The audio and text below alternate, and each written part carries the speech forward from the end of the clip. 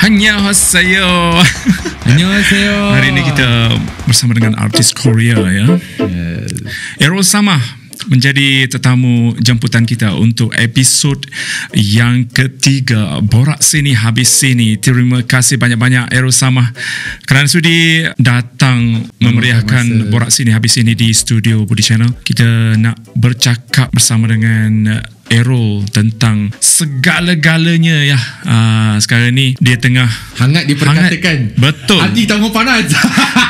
Hashtag dia hati tak mau panas. Ini dia Raja Komen sudah mari guys. Errol Samah, saya dah mengenali beliau daripada dia punya penampilan pertama dia dekat Mentor lagi. Yes. Betapa struggle-nya dalam industri seni hiburan sehinggalah dia sekarang ini mula dikenali dengan Raja Komen Malaysia. Sekejap lagi kita akan bercakap lebih lanjut tentang gelaran yang diberikan Raja Komen Malaysia. Sebelum itulah ada pula yang tadi kita letak dekat IG poster ataupun banner Borak Sini Habis Sini.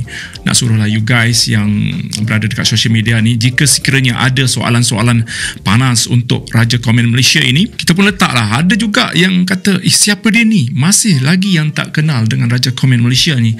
Hati tak mau panas sangat Hati tak mau panas. Okey Errol, kita beri peluang untuk Errol memberi pengenalan diri kepada yang belum kenal ataupun ada yang kenal nama je tapi belum orang kata in person. Anak siapa, adik-beradik berapa orang, berasal dari mana, karakternya bagaimana. Orang cuma kenal Errol je. Kadang-kadang orang kenal pada tiba-tiba ada nama Errol Samah dekat ruangan komen yang paling atas kan dekat ruang komen. Ya, selalu nombor satu. Selalu nombor satu. Dia yang nombor satu. Okey, Assalamualaikum semua. Saya Errol Samah. Ini dia Raja Komen yang komen di mana-mana, Errol di mana-mana. Sebelum korang sampai, Errol sampai dulu. Okey, saya nak kenalkan diri saya. Saya nama sebenar saya Khairul Najimuddin bin Datuk Abu Samah. Saya berumur 28. Saya berasal daripada Kuala Lumpur. Saya juga bekerja sebagai guru muzik di sebuah pusat muzik. Kemudian saya juga bekerja sebagai singer-songwriter dalam mainstream lah. So basically saya ada jual lagu, saya juga ada menyanyi untuk apa-apa event, show semua. And then saya betul juga saya seorang influencer di mana saya banyak buat untuk konten-konten Instagram, TikTok, YouTube. Yang akan datang ni saya akan buat rancangan baru. Saya punya dekat YouTube yang bernama Raja Komen. Wah, dah ada program Kena tunggu nanti. Dah ada program Ada program hati jangan panas sangat Ya, hati tak mau panas. So saya akan buat rancangan YouTube akan datang. So inilah pekerjaan saya. Errol lahir pada 5 Disember 1991. Dulunya disebut Hairul, HYRUL ketika dalam Mentor. Yes, betul. Kemudian Errol AF nak rebrand sikit, ada lagi Errol untuk AF dan mulai 2015 sebagai Errol Samah. Yes, betul. Okey, kenapa tukar ejaan pada nama Hairul tu? Okey, dia cerita dia macam ni. Okey, sewaktu saya masuk Mentor dulu, saya tak tahu nak letak nama apa. So saya letak Hairul sebab saya dulu follow because my mom Singaporean. So saya selalu tengok program-program hiburan dekat Singapore. So ada satu penyanyi ni nama dia Hairul tau. Dia nama dia Khairul tapi tukar nama Hairul, HYRUL. So masa time tu saya pun dah tak ada idea. Aku pun sebat je lah nama HYRUL tu. Dan masa bawa nama tu, masa masuk Mentor, itulah jadinya Hairul, kaulah segalanya tu. Yes. Nyanyi sikit. Kaulah segalanya, dan sini ni hidupmu kasih. Tengok kan? Sekali dia tunjuk dia punya vokal balada dia. Boleh lah. Okey, teruskan. Okey, so kemudian saya masuk Mentor, saya dengan Hil Husaini. So masa time tu memang cantik lah sebab Hil pun HAEL. So saya pula, saya ingat masa lagi kumpulan Evo, EVO. Masih ingat lagi? Sebenarnya Evo ni dia mula dikenali lagi sebenarnya suatu saya ambil Mentor tu orang dah tak ingat sangat. Sampailah tiba-tiba masa Hil menang lagu Jampi, tiba-tiba mungkin orang start to dig in dan keluarlah cerita Evo. Yang Evo ni Errol bersama dengan dia dulu. Sebab dulu Hil Husaini orang panggil Sani dia. Sani, yes. Sani. So jadikan cerita, sewaktu dia start meletup lagu Jumpy tu, orang start digging, dan ada satu video interview Kak Jack dengan dia masa time tu. So itu yang membuatkan orang lagi tahu. Dan adalah keluar muka video saya kat situ. So orang tahulah. So daripada situlah, and then baru saya masuk AF. So waktu saya masuk AF tu, jadikan cerita, Irul ni diberi oleh orang Astro sebenarnya, iaitu daripada sekarang ni diorang namakan Rocket Fuel. Rocket Fuel kan. So masa dulu kita panggil AF Talent dengan Miasat Entertainment. So waktu saya dengan Miasat Entertainment dulu, mereka ni yang bagi saya nama Irul. Diorang cakap cuba awak guna nama Irul. Lepas tu saya pun carry nama tu. Selama beberapa tahun saya guna nama Irul ni, memang dia punya impact dia sangat bagus. So saya rasa macam dia ada ong lah ini nama kan. So saya carry je lah nama Irul tu sampai ke hari ni. Dan Irul Samah pula. Kenapa saya letak nama Samah? So sebenarnya pada tahun 2014 bapak saya meninggal. 2014 yes, penghujung. So waktu bapak saya meninggal tu, saya memang sangat sedih. Dan tentu pula saya dilamar oleh sebuah label iaitu Universal Music. Time tu diorang ada satu company yang bernama Rumpun. So saya bernaung ada Rumpun tu dulu. Anda ni ada Mujahid. Yes. Mujahid dah tak ada sekarang. Sekarang Mujahid pergi Bandung buat buka restoran katanya. Betul. Buka restoran, dan dia adalah bisnes dia kan. Yes. And then kemudian suatu saya masuk dalam company tu, saya tengah sedih dan tiba-tiba depress sangat ada sikit lah, adalah sebenarnya saya cerita sikit lah. Mungkin Abang Budi ni saya kenal dah lama sebenarnya. Saya kenal bukan sekarang, saya kenal dari zaman saya remaja. Dia berbelasannya. Sekarang bukan remaja. Sekarang remaja lagi. Tapi remaja yang nak ke dewasa dah. Dewasa. Tapi lama bang kita kenal bang lama. So jadikan cerita, Abang Budi nampak lah perjalanan seni saya tu, daripada saya masuk mentor dengan abang saya dulu masuk nasyid. Saya kenal Abang Budi ni first time masa time dia buat event dengan abang saya. Time tu ada karaoke tak silap tentu kan. Betul. Itulah first time saya jumpa. And then sambung balik cerita yang pasal bapak saya meninggal. So lepas bapak saya meninggal, saya berfikir macam mana saya nak sambungkan nama. Sebab masa time tu duduk dengan Rumpun, dengan Universal, diorang cakap kalau letak nama Irul, orang akan ingat Irul AF. Irul AF. So orang cakap, memandangkan kau sekarang dah duduk dengan Rumpun dan Universal, kau kena letak satu nama yang gah. So time tu saya fikir, saya lepak dengan Hazama. So Hazama saya memang rapat lah. So Hazama masa time tu pukul 3 pagi saya lepak dengan dia. Dia bagi nama Irul, apa kata kau letak nama Sama. So dia letak Irul Sama. Nama unik sikit kan. Dia kata nama tu pun macam nama Jepun sikit. Dia kata kau pun macam Jepun je look kan. Korea. Hazama pun nama Jepun kan. Hazama. Dia pun cakap Irul, apa kata kau letak nama Irul Sama. Tu yang saya carry sampai ke hari ni. Itulah sejarah Irul Sama tu berlaku. So nama tu sebenarnya diberi oleh Hazama. Kadang-kadang nama ni membawa tuah juga macam Sani Hail Husaini. Dulu Sani panggil Hail Husaini, baru orang kata meletup. Dia meletup sekarang menjadi sekarang dan Irul menggunakan Sama, iaitu bapa sendiri. Orang kata berkat daripada nama, mengambil nama ayah yang orang kata ialah Irul merupakan zuriat dia. Betul. Tapi ada cerita lain di sebalik. Orang kata bila dah nama yang unik macam tu, netizen pun macam-macam. Orang kata diorang seperti diorang tak puas hati tau sebenarnya. Abang Budi, saya cakap terus terang. Apa yang diorang tak puas hati sebenarnya? Sebenarnya saya cakap terus terang lah. Kebanyakannya yang saya baca dekat saya punya IG kan, diorang memang sebenarnya tak puas hati dengan aku. Diorang tak puas hati dengan aku sebab kebanyakannya semua bila komen, diorang lembab. So bila komen contoh kan, 10 saat terawal Irul Sama terus masuk, Raja komen terus masuk. So itu semua panas hati. Diorang ingat Irul Sama dah guna robot ke, dah guna application yang boleh automatically CTDK post gambar siapa lagi? Hail Husaini orang yang pertama. Mungkin sekarang kan dah ada application ataupun robot-robot yang buat ni. Tanya saya demi Allah lah ni depan Abang Budi terus terang cakap tak ada nak orang kata bot-bot ni semua tak ada. Sebenarnya cerita dia macam ni. Penyebab lagi satu yang saya baliklah kepada kes yang sama tu, orang banyak macam provoke saya sebab diorang bengang. Sebab diorang bengang, diorang mencari jalan macam nak kasi aku panas. Itulah pasal netizen dia nak usik awak je. And then diorang macam-macam keluar. Ada yang cakap Irul sial, Irul sampah, Irul semak, macam-macam. So saya pada awal tu saya memang marah lah. Bila satu account tu saya sound, ramai gila yang saya tak kenal daripada social media tu, diorang support. Bila diorang dapat tahu pula, ada salah seorang fan saya, yang diehard fan saya, dia cerita Sama tu sebenarnya siapa. Masa time tu yang mula spread sampailah ada media lain yang support, dan diorang bagi tahu, dan ramai juga mula tahu rupanya Sama ni nama bapak dia. So dari situ benda tu, diorang tak rasa bersalah ke macam mempermainkan nama orang kan? Orang yang dah tak ada. Itu saya cakap dengan diorang, korang main-main, aku okey je, aku memang maaf, saya tak maafkan, tapi kau kena ingat, kau main nama orang, kau mati nanti tanggungjawab kau lah. So saya onside, saya sebagai anak, saya dah support, saya dah cakap dah, saya kata korang kau boleh jangan, sebab itu nama bapak aku, tapi saya macam mana pun saya tetap maafkan, sebab kita orang Islam. Betul. So kita tak perlu nak berdendam tu perangai syaitan. So dia akan cerita, saya tak berdendam, cuma pada saya, yang kepada siapa-siapa yang korang dah terlepas tu, okey lah, tapi yang belum, yang ada ya tadi ya, ada baru tadi pun ada ya, ada.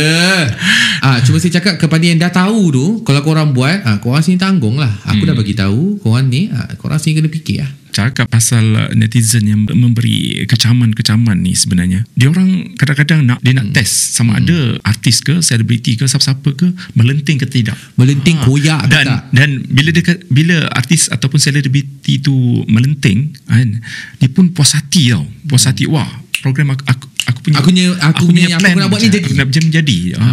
Dia nak kadang-kadang dia orang attention seekers kan. Dan tadi Aero cakap menerima 500 komen dalam masa satu hari. Dalam satu hari 500 komen yang berupa kecaman, komen-komen yang dia campur lah, dia campur. Dia ada yang kecam, dia ada yang support juga. Jadi kita nak cerita pasal komen ni, macam mana cara ataupun macam mana Aero nak handle benda-benda yang semacam ni. Kadang-kadang orang down sampai nak bunuh diri pun ada. Bila dah teruk kan? Dah teruk sangat. Okay, cerita dia macam ni lah. Okay, bila orang ramai, ada yang DM saya, dan bila saya buat live pun tanya, Abang Aero, macam mana Abang Aero boleh kuat dengan kecaman? Teruk, saya kena macam-macam ya. Sepanjang saya jadi artis almost nak dekat 10 hingga 11 tahun ni dalam industri entertainment, yang tahun ni lah semenjak saya menjadi raja komen ni, dia punya impact dia sangat lain. Dia start bulan 2 kan? Bulan 1. Bulan Sorat. Sebenarnya Abang Budi, aku duduk mengerah admin aku, cakap bila kau buat perangai ni. Dia bagi tahu punya bulan 1 lagi. Orang tersedar, media tersedar bulan 2 baru keluar paper. Sebab masa time tu dah panas. Masa bulan 2 tu dah memang panas, orang dah meletup. Benda ni sebenarnya daripada bulan 1. Sebab apa masa bulan 1? Okey, cerita dia macam ni. Waktu musim PKP, saya kan cikgu sekarang. Saya bekerja sebagai guru vokal, guru piano. So musim PKP yang hari tu diorang perkenalkan awal bulan 1 hari tu, saya boleh cakapkan most of the time saya mengajar secara online. So bila secara online, of course saya akan menggunakan phone saya, ataupun saya guna iPad saya untuk buat live class kan. So masa saya buat live class tu, of course Instagram kena berjalan. So saya adalah buat paid review, saya ada buat konten-konten yang macam apa-apa konten. So masa saya buat konten tu, of course saya tengah mengajar, takkan aku aku nak main konten. Kau gila, kau nak suruh student. Dalam student saya banyak orang luar negara, Mak Saleh, Cina. Kau nak mampus, memang kau kena. Sorry nasib korang. Aku memang panggil macam ni. Semenjak ini radio komen, aku dah tak ada macam Abang Budi mungkin akan terkejut lah. Abang Budi mungkin akan terkejut. Saya tak ada macam dulu dah. I'm a very different person now. After jadi radio komen, jadi lain gila dah. I mean lah, dulu saya seorang yang diam, very polite. Bukan polite sekarang lah, dah jadi loud. Innocent. Yes tak boleh buat apa dah. Maybe because of kita belajar daripada sebagai raja komen ni, kita lain. Saya memang sebenarnya which is good. I think which is good. Saya belajar something macam ni. Yes, saya belajar something lah daripada raja komen ni. And then suatu saya buat live. Suatu saya buat mengajar secara live lah kan. I mean like secara virtual class. Saya suruh saya punya admin jaga. Saya cakap okay, kalau ada orang reply, ada orang tanya untuk buat paid review, so dia bermulalah kerja dia. Selain daripada PA, sebenarnya admin saya tu PA saya. So selain daripada dia busy macam buat kerja dia, so saya suruh dia jaga saya punya account. So bila saya jaga account, dia pun sebenarnya PA saya tu buat business perfume. So dia mungkin dah biasa approach orang terlampau peramah sangat. Dia dah tak sedar yang dia peramah tu guna IG saya. Oh, itu mulanya. So bila dia komen-komen, and then tahu tak bila orang buat jual perfume, of course dia akan go to all account. Perasan tak? Yang kepada yang cakap aku macam-macam, yang kata gila glamour, alah korang buat bisnes pun korang pun buat benda yang sama lah guys. Korang pun pergi ke IG artis pun korang pun letak juga kepada siapa berminat, spam kan. Come on lah Asal korang tak puas hati aku sebab aku komen benda-benda baik, korang rasa macam kau punya komen tu ke bawah aku. Apa? Pasal komen-komen tu semua macam positif dan relate kan.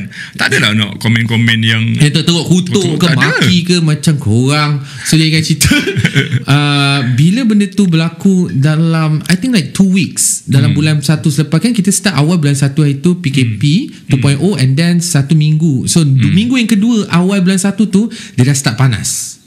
Panas sebab orang mungkin tengok masa tu dia bermula kat Hot FM.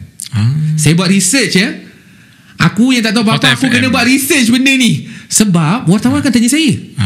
So of course saya kena tahu admin aku ni buat perangai daripada bila, siapa yang dia start dulu ni semua. So benda ni start dekat Hot FM.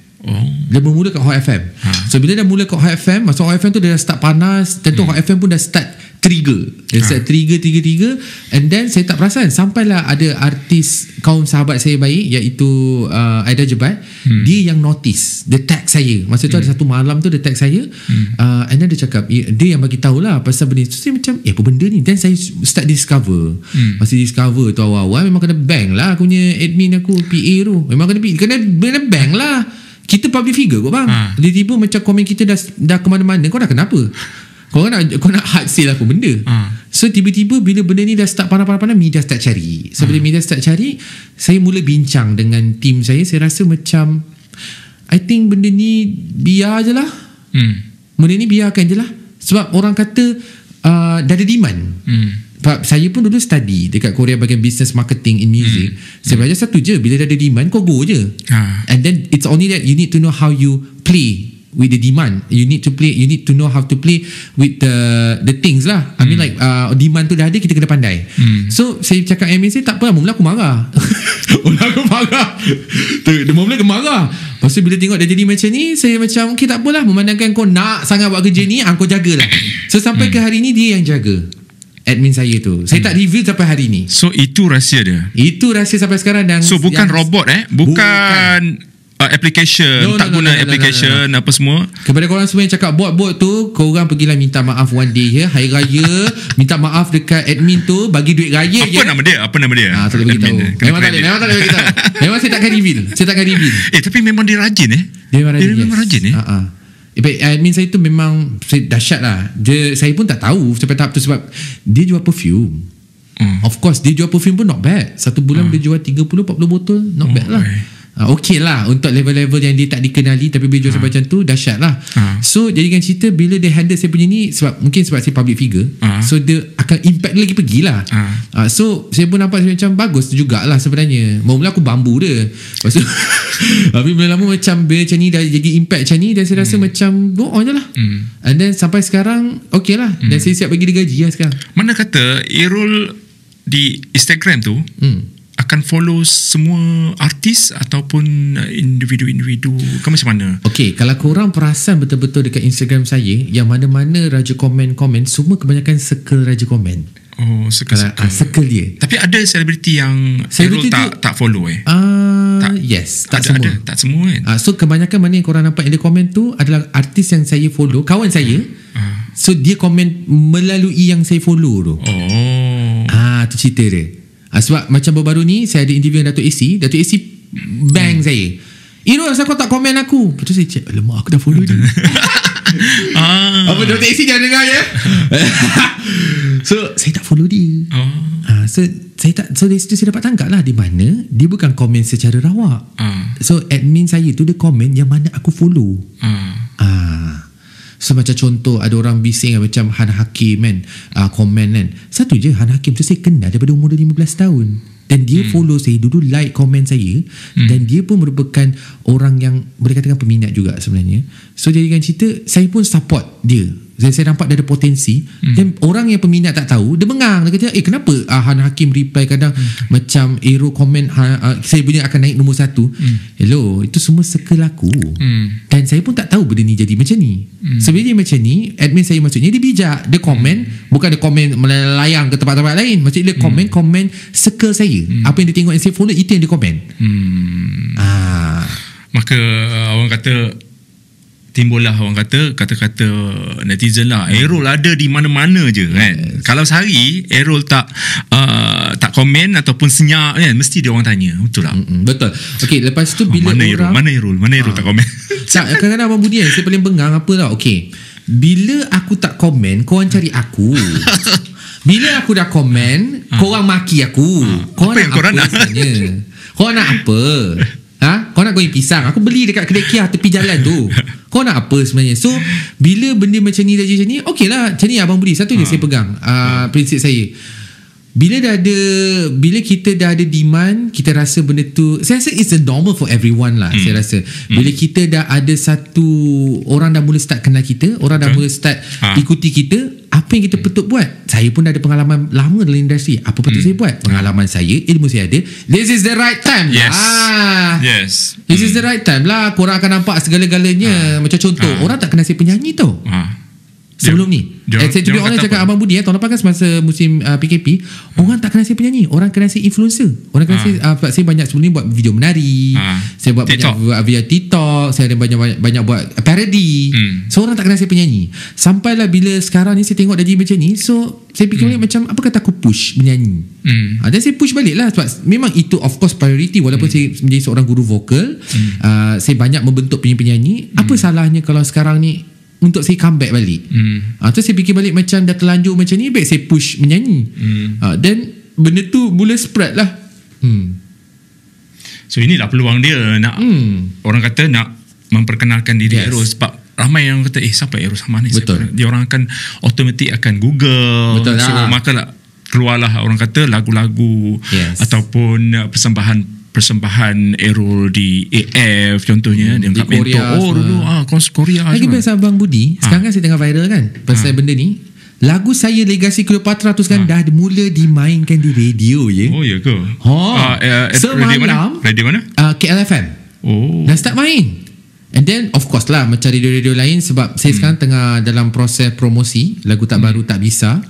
So benda tu dia lagi merancak lah, walaupun tengah kecam aku, tengah benci aku, dia dah terkait sekali dengan lagu Tak Bisa. So saya pun sebenarnya tak expect pun benda ni berlaku. Cuma macam saya, of course lah, bila dah sampai satu tahap yang dah ada buat account anti Aerol Samah. Anti Aerol Samah tu apa cerita? Banyak bang. Anti Aerol Samah Corps, penangkap komen Aerol. Demi Allah ni yang korang tengah tengok ni, demi Allah saya cakap ada yang cakap ingat Aerol yang buat sendiri. Aku cakap korang, kau ingat aku ni tak ada kerja nak buat benda tu. Aku ni student ada 5, bukan nak belagak aku ada student dekat 15 orang yang nak ambil exam dekat, sebab saya mengajar untuk ABRSM, untuk exam untuk London Trinity College student. Student saya ada yang sampai belajar kat UK. Satu je, aku ada student ni yang nak ambil exam grade 1 sampai grade 8. Kau ingat aku ni tak ada kerja nak buat anti Aerol, nak menangkap sana. Ini semua kerja korang. Kerja korang ni nak kenal lah siapa yang tukang buat tu. Saya tak tahu. To be honest, saya tak tahu. Dia orang ada masa. Bang, saya ramai bang. Yang saya reveal tu, yang tengok kat IG saya tu baru 2 tau. Banyak. Ada lagi. Banyak. So apa kerja dia orang? Anti Aerol Samah ni. Tak tahulah. So dia orang yang komen-komen yang macam setiap kali Aerol buat apa je, dia orang akan komen Aerol tak elok. Tak tahulah. Saya kadang-kadang boleh fikir balik macam korang ni agaknya tak ada kerja kot, hari-hari makan coki kan. Mana coki tu yang dia dok buat. Tapi dia rajin je.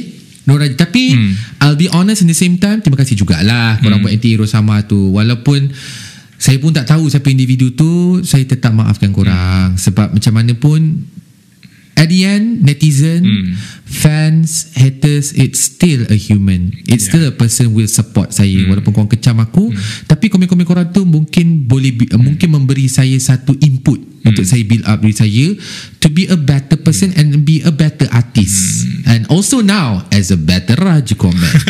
Errol, boleh kongsikan kecaman ataupun kata-kata kesat daripada netizen yang pernah Errol baca dekat IG? Apa yang paling kata-kata yang paling orang kata tajam, menikam lah?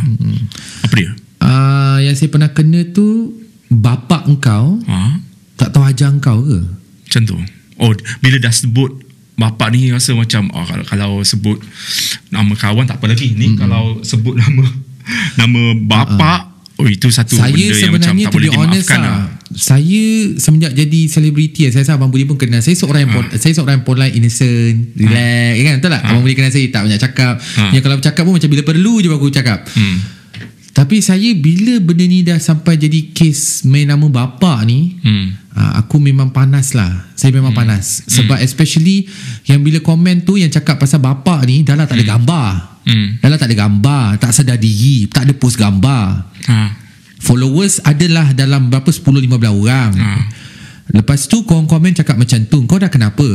So yang itu antara impact yang saya rasa lah. Sebab bila dia cakap pasal bapak, kau kena ingat bapak aku dah tak ada tau. Cuba kalau kau di position aku, bapak kau dah tak ada, orang kutuk sama bapak kau, rasa tak? Bayangkan baru-baru ni saya pergi wedding saya punya cousin, pakcik-pakcik saya sampai tanya je. Ada setengah pakcik saya cakap, siapa yang kutuk ni? Sebab of course lah, as a family they will terasa. Dan saya cakap apa? Ro, kau dah beritahu beritahu biar kita saya cakap kau jangan buat hal, kan masuk kes polis. Dia cakap benda macam ni, saya cakap selagi benda tu tak melibatkan jenayah, tak boleh ambil fitnah atau undang-undang, tak apa. Saya biarkan je. Tapi kalau dah lebih-lebih, kau tunggulah see on the court guys. Ro, pernah tak delete komen-komen kecaman dari netizen kat IG? Okay, I'll be honest lah, so far tak ada. Tak ada delete. Saya biarkan je.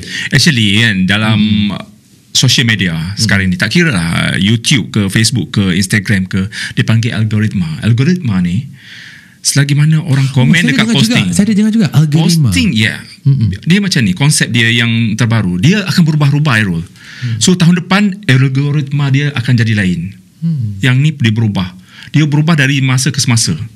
Okay, tak kira sekarang ni YouTube ke, IG ke, Facebook ke, dia selagi mana orang komen, benda tu akan berada dekat atas. Tak kira lah komen ke, share ke, dan like. Dia akan berada dekat atas dan dia akan muncul lah macam YouTube, video-video YouTube. Kalau banyak orang kata engagement ataupun respon daripada pembaca, like ke, tak kira lah dislike pun boleh juga, dia akan berada dekat home. Dan ini, that's why nak nasihatkan Errol, tapi Errol dah buat langkah yang bijak di mana jangan delete. Malah kadang-kadang seorang artis yang nak attention, dia orang akan provoke the netizen, suruh komen. Once bila dah komen banyak, ni akan menaikkan kita punya value. Ni tak kira lah benda apa. Dan ada artis suruh kecam, kena sell. No, dia akan, ada artis yang macam dia mereka-reka kontroversi setiap minggu. Dia dah plan. Aku rasa aku pernah jumpa dengan satu hamba Allah ni. Siapa tu? Adalah. Saya mula pun, to be honest, masa saya start viral ni, saya ingat benda tu sama macam mana saya kenal satu hamba Allah ni. Dia cakap kononnya pumpang, dia kata aku viral ni, tapi sebenarnya dia punya cara marketing tu dia buat. So bila saya viral tiba-tiba sekarang ni, saya pun macam expect lah benda ni biasa je. Sampailah satu tahap aku pergi kedai, orang tu kenal Raja Komen tu, macam tapi yang individu tu masa dia buat tu, orang tak kenal pun produk dia. So jadikan cerita, saya nampak lah impact tu. Mungkin Abang boleh cakap tu betul lah. Ya, itu algoritma yang sebenar yang sekarang ni. So bila kita pegang benda tu, kita tahu macam mana arah tuju, nak grab the opportunity. That's why kalau pergilah YouTube mana-mana, silalah like, share. Setiap kali, kadang-kadang kalau Errol pergi YouTube Atta Halilintar, setiap minit suruh subscribe, suruh like, suruh komen, apa ke kan? Tapi dia punya, tahu kan, Atta Halilintar yang paling banyak follower, banyak subscriber dekat Indonesia. Baru kahwin dengan anak Krisdayanti tu. Atta Halilintar memang famous. Tapi kalau Errol tengok dia punya video, setiap 2 minit sekali nak suruh subscribe. Komen.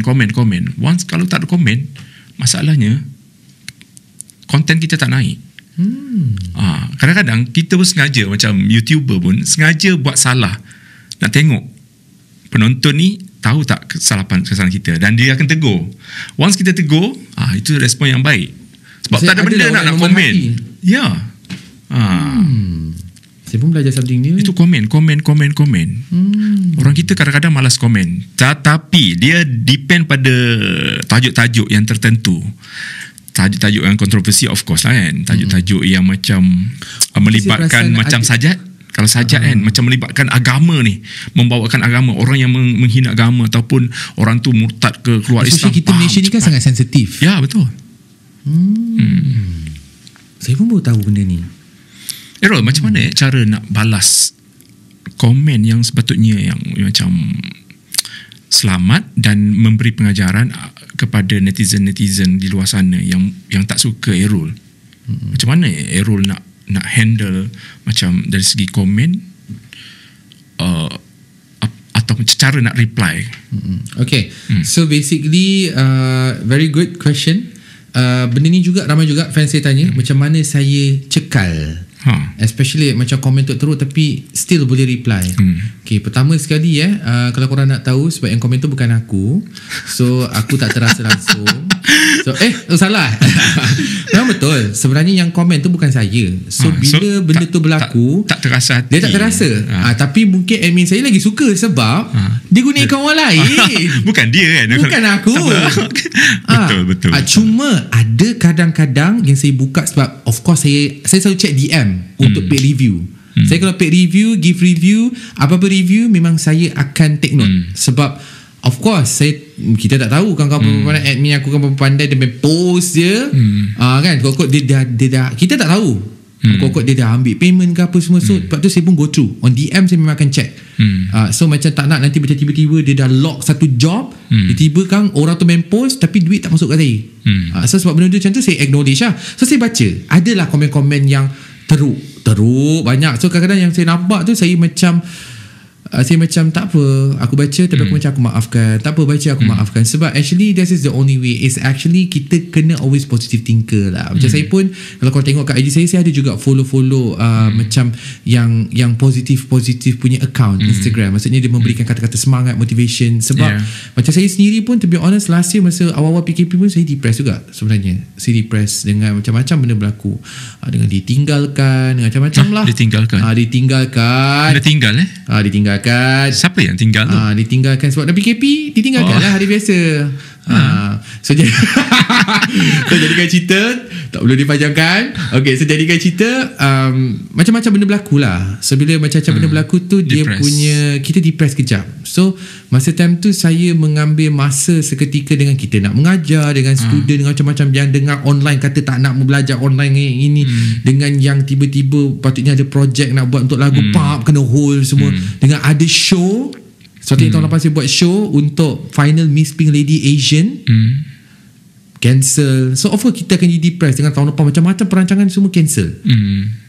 So macam mana saya buat adalah saya follow macam-macam motivation. So daripada situ juga dia membantu saya bila kadang-kadang saya terbaca komen-komen yang apa ni orang panggil apa, kalau AA suka cakap apa ni, macam Hansua komen-komen Hansua ni berangai. So jadikan cerita, saya try bukan repost, saya cuba reply in a different way, di mana saya baca benda-benda ni untuk motivate diri saya, di mana setiap kata-kata orang tu sebenarnya adalah satu semangat untuk kita, di mana dia acknowledge kita dan kita twist. Sejak saya twist lah cara lain, walaupun hari-hari 500 komen masuk yang admin aku baca, tapi macam saya kadang baca DM tu ramai. Bayangkan dekat sini DM banyak, beratus. Apa yang dia orang DM macam-macam. Ada yang tak puas hati, ada yang kata nak hantar 5 orang naik kereta tangkap aku, ada yang kata nak pukul aku, ada yang ada yang cakap tak sedar diri, ada yang cakap aku nak hack, ada yang cakap aku nak hack account kau tunggulah nanti aku hack kau punya account. Ada yang Triton ramai gila. Ada tak yang hantar gambar bogel? Setakat ini tak ada. Tak ada, alhamdulillah. Setakat ni tak ada lagi. Sebab kebanyakan semua tengah benci aku. Diorang mungkin diorang tak ada taste dengan saya. Diorang tak taste dengan saya. Sebab apa? Sebab sekarang semua tengah benci aku. Macam contoh. Okey, dalam kalau peratusan berapa agak-agak netizen yang tak suka Errol? Berapa peratus? Okay, kalau ikutkan sekarang, yang saya kadang-kadang terbaca dan saya boleh bagi kesimpulan lah, I think it will reach 80. until saya pun nak cakap 80%. So yes. 20% tu lover. Yang suka, yes. 80% tu memang gila-gila kecil. Mungkin ada yang tak suka, mungkin ada yang suka tapi dia tak sebab dia nak geng yang abang boleh kena ingat satu, orang Malaysia punya style jual nasi lemak, semua nasi lemak. Dia pun dia pun situ join macam ya dia tahu benda tu. Macam contohnya kan, jual nasi lemak, dia pun ya macam aku pun jual nasi lemak. Kau jual apa, kau jual buah langsat, aku pun jual buah langsat. Orang Malaysia kan macam tu. So bila orang kecam, pun kecam. Tapi sebenarnya pun sayang aku juga. Sebab ada setengah tu yang lagi best, dia kecam tapi bila DM saya cakap bunga-bunga, aku macam kau apa hal? Kau apa hal siut? Dia macam macam pelik juga kadang. Split personality. So dari situ saya nampak sebenarnya ramai je orang yang kat Malaysia ni yang nakkan sangat orang kata attention. Tapi Abang Budi, sebab saya nak lupa, Abang Budi, saya rasa saya duduk sini, saya rasa macam deja vu. Deja vu? Saya rasa macam saya pernah nampak pemandangan ni dekat mimpi saya. Sudah. Tiba-tiba kepala otak besar. Sekejap lagi kita suruh Errol cerita pasal cerita seram pula. Errol, sampai bila ni? Sampai bila nak mempertahankan Raja Komen Malaysia ni? Saya itu dah bincang dengan admin, dengan tim saya semua. Diorang cakap satu je, kemungkinan besar disebabkan ada demand, korang pun banyak benci aku, korang banyak kecam aku, kemungkinan benda ni sampai bila-bila. Dan dia juga tak nak mengundurkan diri. Tidak, Errol takkan mengundurkan sebab diri. Sebab apa? Saya belajar daripada satu kesilapan saya sewaktu saya keluar AF dulu. Sewaktu saya dulu bawa K-pop, orang kenal saya K-pop, tapi saya anggap benda tu macam saya just dress, saya tak push. Sampailah orang lain cuba nak cantai pun orang still nampak saya walaupun saya tak buat apa-apa. Kalau lah masa time tu saya push, pergi tak? Masih pergi. Salah aku tak push pergi sampai ke Korea menang. Cuba kalau masa zaman saya AF saya keluar tu, tapi kena ingat zaman tu social media tak strong. So kita tak tahu banyak benda. Sekarang ni kita dah macam-macam input kita boleh dapat. Buka phone semua benda informasi dah dapat. Cuma mungkin time tu saya rasa saya terlampau budak dan saya tak tahu, kita tak belajar. So mungkin saya rasa sekarang ni is the right time yang saya rasa saya akan teruskan. Yang mana kecam aku tu semua, ini hanya permulaan je. Errol, jika sekiranya ada individu lain ataupun artis lain yang yang tiru gaya ataupun cara Errol untuk komen ni, yang jadi first komen ni, tiba-tiba ada yang berjaya melintas ataupun dia yang dulu, Siti DK post dia dulu baru Errol, so orang petikaikan, kau bolehlah lucutkan kau punya gelaran tu bagi kat orang lain pula. Macam mana? Okay, dia macam ni satu je. Dalam apa-apa benda kita buat pun, kita akan sentiasa melihat siapa yang mulakan dulu. Korang kena ingat satu je, one day kalau katalah contoh benda ni naik ke turun ke apa-apa kan, korang akan still ingat aku.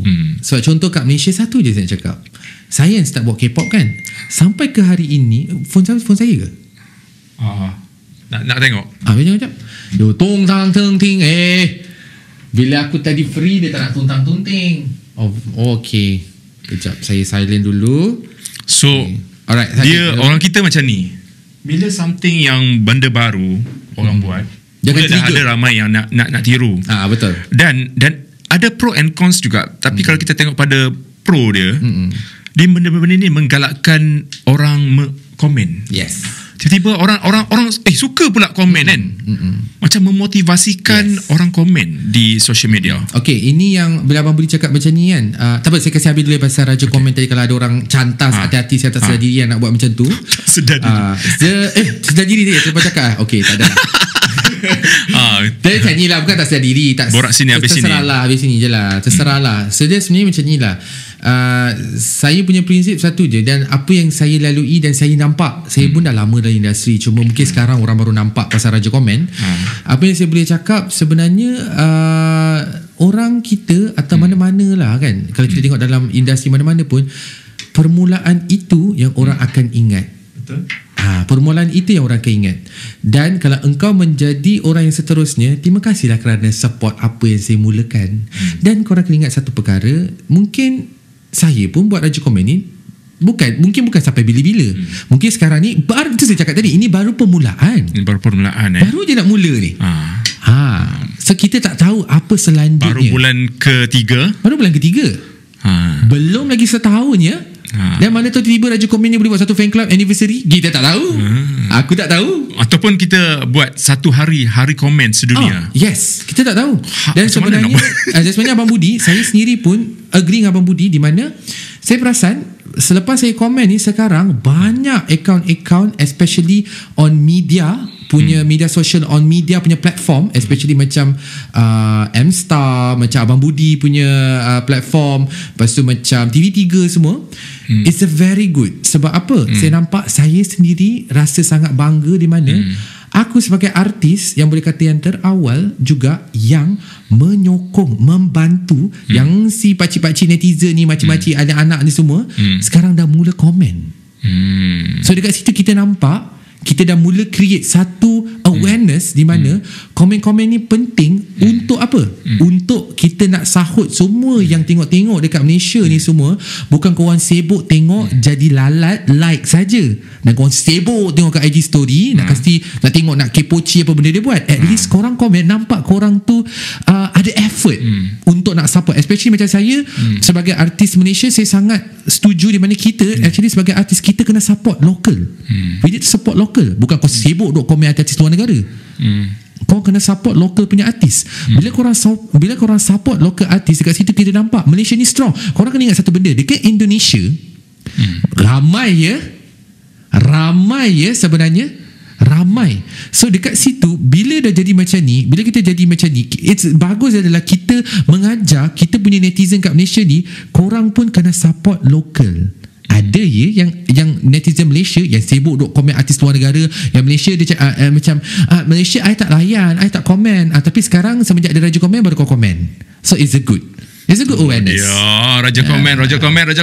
Panas. Hati tambah panas, guys. Okay, Raja Komen sekarang berada di studio Budi Channel untuk rakaman video podcast. Borak sini habis sini, korang boleh tengok dekat Spotify dan juga YouTube. Hashtag hati tambah panas. Dan jangan lupa hashtag Raja Komen. Raja Komen Malaysia. Mari. Tadi trademark macam ni. Yelah. Saya dah start. Yes. Datuk isi semua saya buat macam ni. Dekat TikTok kena buat selalu, dia punya step, ada step dia. Ada. Akan datang, kena tunggu. Kena buat ni lah. Tapi bang, betul tak bang saya cakap? Actually bila kita buat macam ni, kita support local. Betul. Saya sebenarnya lepas saya tengok benda ni viral, cakap bagus adalah dekat sini. Sebab saya tengok juga kebanyakannya yang Iro sama komen ni semua dekat ni platform media. Semua platform media, TV3, macam Abang Budi, macam apa nama Astro, Gempak. So kat situ kita support local. Saya tak rasa semua artis akan buat macam tu. Sebab diorang rasa follow diorang tinggi, diorang takkan buat macam tu. So saya maybe sebagai yang artis yang tak adalah nak kata terkenal sangat, kan, maybe orang lama akan kenal saya, tapi yang untuk pendatang-pendatang ataupun peminat baru, diorang tak kenal saya. So ini mungkin salah satu impact yang bagus untuk pendengar-pendengar, untuk netizen-netizen Malaysia, peminat-peminat muzik tanah air ataupun entertainment tanah air akan terus komen dan sokong. Yes. Betul. Impact daripada situ, nama Aerol dah mulai dikenali. Dah dikecam. Dan sekarang dah macam PKP dah beransur-ansur, dah nak kita orang kata bebaskan kita dah ada vaksin untuk menjawabkan. Abang Budi dah register vaksin? Register belum, cocok belum. Register dah. Bukan lubang. Okay, Aerol. Abang Budi pun nervous ya. Okay, Aerol, kita nak pindah tajuk kepada awak punya single yang orang kata dah sebulan dulu. Yes. Baru dah sebulan dah launching. Tak bisa. First bila dah keluar Tak Bisa, tajuk tu pun dah mencipta, orang kata nak trigger netizen. Kenapa menggunakan perkataan Indonesia? Tak bisa. Okay. Dia sebenarnya secara terus terang, lagu Tak Bisa ni dia telah dicipta sekitar 2014-2015 lepas bapa saya meninggal. Okay, so jadikan cerita Tak Bisa ni dia secara dia secara natural keluar tau ayat Tak Bisa ni. Dia pada asalnya pencipta lirik lagu Tak Bisa ni adalah orang lain. Dia pada asalnya title lagu Tak Bisa ni adalah Oh Marta. Oh, Marta tu siapa? Yes, Marta ni saya tak tahu komposer, penulis lirik tu adalah penulis lirik yang pernah buat lirik lagu untuk saya, iaitu lagu Legacy Cleopatra dan juga lagu Legacy Cleopatra lah. So dia seorang yang sangat bijak tau, penulis lirik ni. Saya memang suka bekerja dengan dia. Dan dia bagi nama Oh Marta. Dan lepas saya bincang dengan tim saya, tiba-tiba diorang dengar demo saya. So sebab masa waktu demo saya buat lagu Tak Bisa ni, memang saya guna Tak Bisa. Dan diorang cakap diorang rasa Tak Bisa ni lagi best. Dan sebab itulah saya buat keputusan untuk teruskan gunakan title Tak Bisa. Dan untuk pengetahuan korang, Tak Bisa ni sebenarnya bukan bahasa Indonesia. Dia adalah bahasa yang kalau korang dengar betul-betul, dia adalah, kalau Indonesia kita panggil enggak bisa. Enggak. Malaysia kita panggil tak bisa. So dekat situ, yang mana cakap yang lagu dia macam Indonesia, silalah pergi belajar bahasa. Okay, cerita pasal Tak Bisa ni. Apa yang mesej yang ingin disampaikan, ataupun struktur lagu dia macam mana, pembikinan dia macam mana, proses rakamannya macam mana? Okay, sebenarnya perjalanan dia sangat panjang lagu Tak Bisa ni. Dia lama tau sebenarnya. Patutnya lagu ni keluar tahun 2015. Nama tu Pram. Siapa yang Pram tu? Okay, dia ada cerita sebenarnya. Ada cerita. Kenapa lagu ini tak pergi secara meluas? Sebab waktu itu saya melihat orang tak percaya dengan saya. Orang macam Ero tu yang K-pop je, apa yang dia tahu buat lagu mana lah, tak percayalah, jumpa kau sini pun macam tak payahlah, semua tak boleh lah. So apa? Sebab mentang-mentang umur aku time tu baru 20, baru 21 aku tak boleh buat. So orang tak bagi kepercayaan. Tak seperti sekarang. Sebab sekarang orang bagi kepercayaan, kau followers tinggi, engkau viral, orang bagi peluang. Sama saya dulu mana boleh. Kau kena ikut cakap yang senior ni. So waktu itu saya rasa macam saya tak mampu buat, dan saya dikelilingi dengan orang-orang yang tak memberi saya perangsang aku boleh buat lagu. Dia tak memberi, dia tak mendorong ke situ. So lagu tu saya perap sampailah ada satu hari tu saya ditemukan dengan satu individu yang sangat cantik, iaitu V Nazra. So V Nazra ni merupakan manager saya lah. So jadikan cerita, dia cakap dengan saya, dia kata okay, jom kita buat lagu ni. So itulah terhasilnya Tak Bisa ni. Tak Bisa ni sebenarnya lama, tapi disebabkan bila saya jumpa ramai orang, semua orang macam tak percaya dengan kebolehan saya, pergi label-label pun semua macam tak nak lagu ni. Lagu ni ada kena mengena. Kena reject. Reject lagi. Reject. So lepas reject mungkin ada perbaikan ataupun upgrade perbaiki lagu ni kan. Ada tak? So sebenarnya memang ada. Of course dari segi maybe music arrangement lah. Kalau korang dengar yang demo asal dia, memang lagu-lagu Melayu macam rock kapak yang memang lama. Sebab memang asal lagu tu 2014. Zaman tu kan zaman-zaman sama Zantai Writer, lagu-lagu yang rock masa time tu memang tengah in. Lebih kurang zaman-zaman X-Train semua masih lagi aktif. So benda tu bunyi-bunyi ke situ lah. So sampailah bila dah saya rasa macam nak release tahun ni. So tahun lepas saya study. Kita dulu belajar, so kita gunakan ilmu time sekarang. So saya study macam mana untuk nak ikut trend. So supaya lagu tu, dia lagu yang lama tapi kita tukar dia punya arrangement dengan bunyi fresh. So sebab itu bila lagu ni di arrange oleh Oja yang masuk Gegar Vaganza tu, saya dengar lagu ni dia ada harapan untuk pergi jauh. Sebab ramai, saya sendiri bagi kat Hazama dengar, Hazama sini cakap, pada Hazama tu kawan saya yang sangat rapat dan sangat jujur ya. Sangat jujur. Kalau tidak sedap dia cakap. Tapi dia kali ni lagu Tak Bisa ni dia cakap, Iro aku rasa time kau dah sampai. Dia cakap mungkin aku rasa kau keluar lagu ni memang time yang cantik sebenarnya. So bila saya fikir, saya macam okay lah, aku try. And then perjalanan lagu ni, cerita dia sebenarnya adalah tertumpu kepada cinta yang kita tak boleh nak move on, kita tak boleh lepas. Sebab Tak Bisa ni sendiri adalah pengalaman hidup saya dan juga realiti lah yang saya dengar, yang saya rasa benda tu sangat link dengan sekarang, dengan musim COVID-19 yang macam-macam orang sesuai lah ditinggalkan tadi kan. Tadi ditinggalkan. Betul. Sesuai. Sebab sekarang kalau kita tengok banyak kes-kes bercerai. Banyak kes bercerai. Lepas tu banyak kes-kes yang bercinta yang ditinggal. Aku baca dekat M-Star macam-macam yang nak kahwin hari ni, dah bercinta 2-3 tahun, tiba-tiba dia dengan orang lain. Ada Budi. Ada. So saya baca, saya rasa maybe I think it's the right time untuk kita share kepada pendengar dan juga netizen yang kecam-kecam aku tu, korang boleh dekat dengan saya. Di mana Tak Bisa ni juga adalah salah satu impact yang berbeza, sebab dia juga menceritakan kalau contoh one day Raja Komen dah tak ada, korang mesti akan rindu aku tak? Rindu ke tidak? Mesti rindu. Bang, saya pernah satu kali tu, satu hari tu saya tak komen tu dekat IG tu, dekat Instagram tu, komen tu masuk bertubi-tubi. Masa tu ada 2 hari saya tak komen, sebab masa time tu adalah sebab-sebab tertentu, saya tak nak cerita. Dia impact dia lain macam. Orang tanya, Iro kat mana? Kenapa Iro tak komen? Iro bergaduh ke? Iro ni? Itu yang saya rasa macam aku berhenti, orang minta. Aku komen, orang benci dengki. Saya fikir-fikir balik, macam aku teruskan je lah.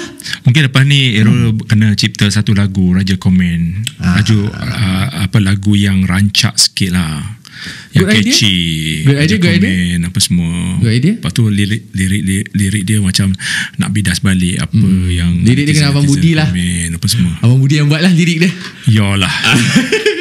Mana tahu. Bang, sekarang banyak ya bang. Orang kata, saya cakap as the press, dia membuat lirik lagu. Contohnya Mama Jui. Betul. Kita tak tahu. Slen. Ni apa ni abang yang buat lagu Lelaki Teragun tu siapa? Abang Len lah. Abang Len. Abang Rusdi. Dia tak boleh cakap. Setakat ni kita pindah tajuk. Bukan pindah tajuk lah, pasal single ni. Ni lagu yang keberapa? Single ni keempat kalau ikutkan yang ke-7. Tengok ke-7. Ke-7 kejap macam orang tak perasan. Android, manusia biasa. Okay, try bilang. Single yang pertama daripada Errol. Kedua, Android. Ketiga, manusia biasa. Keempat, lebih dari kata. Kelima, teristimewa. Yalah, keenam. Keenam. Yang keenam. Tapi itu tak termasuk lagu yang saya nyanyi, lagu tema. Lagu tema ada. Lagu tema Hari Raya semua macam-macam. Lagu tema Hari Raya ada, lagu tema untuk produk ada, lagu tema macam-macam yang diorang pakai. Jadi orang adalah dia punya video dia semua ada. Itu saya tak kira lah. Saya kira yang benda tu kena mengena dengan yang apa saya bekerja, especially keluar karya-karya yang sesuai dengan saya menyanyi, bukan ikut produk ataupun bukan ikut rancangan itu sendiri. Errol, cara pembawaan vokal Errol, dia seakan-akan macam Faizal Tahir macam tu. It's like vokal yang loud, macam keras macam tu. Tidakkah ada macam Errol nak bertukar ke sisi yang lain, macam nak ballad, macam slow, relax, kau nyanyi slow boleh tak? Macam tu. Okay, sebenarnya saya nyanyi tak bisa sikit. Tak bisa. Tak bisa untuk ku melepaskan. Bagi dekat Faizal Tahir. Macam ni juga dia. Bunyi dia. Strong lagi sikit. Keras sekali. Tak bisa. Tak bisa untuk ku melepaskan. Bunyi Faizal Tahir kan? Okay, dia macam ni lah. Sebenarnya saya memang peminat Faizal Tahir. I really fans of Faizal Tahir. Sebab saya pun dibesarkan dengan lagu-lagu dia. Lagu-lagu macam Faizal Tahir, lagu-lagu time tu zaman tu siapa lagi Lantak Writer. So saya memang minat zaman-zaman saya tu, zaman-zaman yang rock modern. Okay, sebenarnya kalau diikutkan lagu Tak Bisa ni, dia kalau Abang Budi perasan lah, saya mungkin dari segi energy atau penghayatan lagu tu dah tak ada dah macam Faizal Tahir. Cuma tone tu ada sikit. Macam nyanyi lagu Faizal Tahir satu, lepas tu lagu Lan Typewriter yang nyanyi dekat AJL. Okay. Ni Faizal Tahir Faizal Tahir. Okay. Dengarkan untuk berbicara, bicara terus ke hatimu, hati yang terus pergi jauh. Macam lah. Ni Faizal Tahir. Okay. Lantak kata, kau memilih aku. Sekejap. Okay, yang ikut Okay. Konten mah. Tak, nak tengok perbezaan Errol Samah, Faizal Tahir, Lantak Writer. Actually saya boleh tiru tau banyak penyanyi. Saya boleh tiru sebab saya guru vokal bang. Sebab saya guru vokal. Okay, suara mana yang paling dekat dengan Errol? Tahulah, saya rasa Yang paling dekat tone tak tahu. Tone dan cara pembawaan. Pembawakan of course lah, adalah sikit. Siapa ni? Bruno Mars. Saya minat. Kalau abang perasan, ada video baru-baru ni saya Bruno Mars. Bruno Mars.